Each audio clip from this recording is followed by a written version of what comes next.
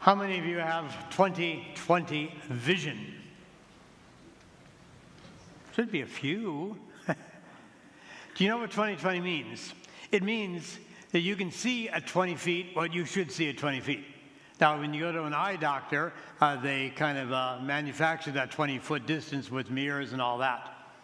20/60 means you can see at 20 feet. You can see at 60 feet what other people can see at 20. So they have to get up 20 feet away to see something. You can see it 60 feet away. No, it's the other way around. Yep. It takes you 20 feet to see what you should be able to see at 60 feet. Okay, so what you should see at 60 feet, you can't see. You have to keep it closer and closer and closer to get 20 feet, then you can see. Growing up, I had 20/10. And that's good vision. That means I could see at 20 feet when other people had to get at 10 feet to see. So I had 20 vision until I got old man eyes. And I know a lot of us get that. Where finally, you can't hold the book out any further or the menu in the restaurant. So I used to buy reading glasses. And I kept buying them stronger and stronger and stronger. And finally, I went to my eye doctor. And he said, "What's wrong with you?" I said, "Nothing's wrong with me. It's Smith's. They don't carry glasses strong enough. I don't know what their problem is." So he checked my eyes. He said, "Yeah, you do need stronger glasses." And he continued checking. He said, "No, you have cataracts in both eyes." So I went to get cataract removal. And it was a female doctor, very, very nice, Dr. Hilga, I think her name is. And first of all, she said, "Hey, you don't mind a good Lutheran working on you, do, Father?" I said, "No, that's okay." She says, "Now here's what's going to happen. You're going to see this big, bright light." Then she said, "Not that bright light." And the surgery was done amazingly fast, and I went back 6 weeks later with the second eye, and now I have 20/20 vision again, and that was in 96 or something like that. So we work on our vision. Hopefully you see your eye doctor on a frequent basis. But having said all that, what's your spiritual vision? Is it 20/20? Do you see what God wants you to see? Not only do you see what God wants you to see, do you react to what you see? Or do you put a blind spot there, like the blind spot in our cars? I don't see things I should see. Sometimes we play games with blindfolds. You put a blindfold on, and sometimes at some of our retreats they call them trust walks, and so the kids on retreat wear a blindfold and have someone leading them around, and they try to keep them safe. They tell them, "Watch out, there's a step there, there's some rocks there," and so on. Sometimes we're told to put a blindfold on because people want to surprise us with something, and so we put the blindfold on, and they say, "Now take it off." We see a brand new house, a brand new car, a new puppy, whatever it is.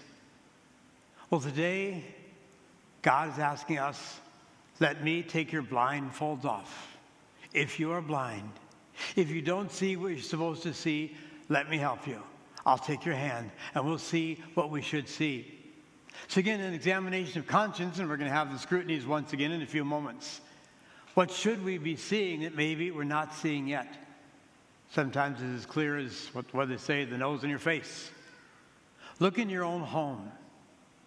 Do you really see what's going on with your spouse, your children, your siblings, whoever is in your home? Do you really see what's going on? Are you blind to their problems, their issues, their complaints?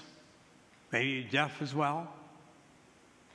It's easy to see when someone's having a bad day, but we can ignore it. I can see that all the time. Friends I have, and I go to see them, they just don't have the normal smile. I can say, "Well, that's not my problem." Or I can say, "Everything okay? Are you all right?" So do you see what's going on in the people around you, especially the people that are closest to you? Sometimes we give off an image hoping that someone will help us out. We're begging for attention, and that's okay because we need help from others. But if everyone is blind around us, we're going to suffer in silence. And no one's there for us. Will you open your eyes? Will you open your heart? Will you open your life to see those who are hurting around you and then help them out? Maybe you can't change their illness. Maybe you can't cure their cancer or whatever it can be. But you can be there. Your presence is the best sight you can give people as well. And also, talk about appearance sake. You know, in the first reading, Samuel was sent to Bethlehem to Jesse. Jesse had 8 sons. The first son was the eldest son, and in Jewish theology, if you will, the eldest son always is the best, the brightest, the most important, and gets half the estate and everything like that. And he apparently was tall, dark, and handsome. And Samuel saw him and said, "Oh, he must be the one God wants." And God said, "No." We skip the whole passage there. He goes through son 2 and 3 and 4 and 5 and 6 and 7. And every time God says, "Nope, nope, nope." And Samuel's kind of perplexed. He says, "Well, I've sent here, one of your sons is supposed to be the king of Israel. I've rejected 7. Do you have another one?" And like Jesse was almost ashamed. "Oh, yeah, we got the little kid. You know, he's out talking to the sheep, you know. Bring him in." And comes little David. And he was the one. Because Samuel was judging by appearance. He thought these tall, dark, handsome brothers were exactly what God wanted. I said David was good looking as well. But he was the runt of the family, if you will, the little kid, immature. He's the one who slew Goliath. He's the one who became the great king of Israel. So Samuel was judging by his appearance, and his judgment was totally wrong. And I can't tell you how many times I've made that same mistake, sometimes for good or bad, where I've looked at someone and I made a judgment because of the way they dressed or the way they talked or whatever. And I judged them probably in a negative way. And yet if I got to know the person, many times I did, I found out, wow, what a great individual this person is. I'm glad I got to spend time to know this person better. And once in a while I do the opposite. Someone really impresses me. They're good looking, they're beautiful, they're handsome, they're well dressed, they're rich or whatever it might be. And I think, wow, that's really great. And I find out, they have a lot of flaws. They do a lot of bad things. They might look good, but deep down inside, they're not all that good. You've heard the phrase, don't judge a book. You can't judge a book by its cover. You have to open up the book to see what the contents are.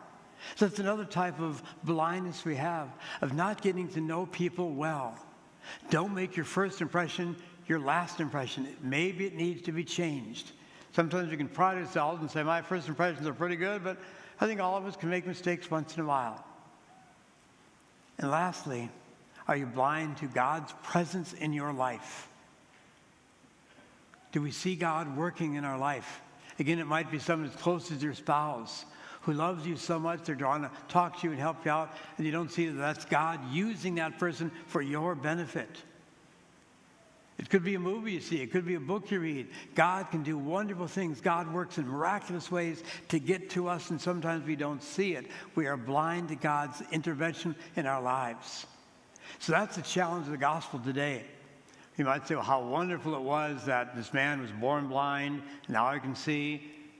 But Jesus cured not just his physical blindness. He cured his spiritual blindness. He realized that God had done this miracle. When Jesus revealed himself, I am the Messiah. And he says, I do believe. So his spiritual blindness was cured, and that's much more important.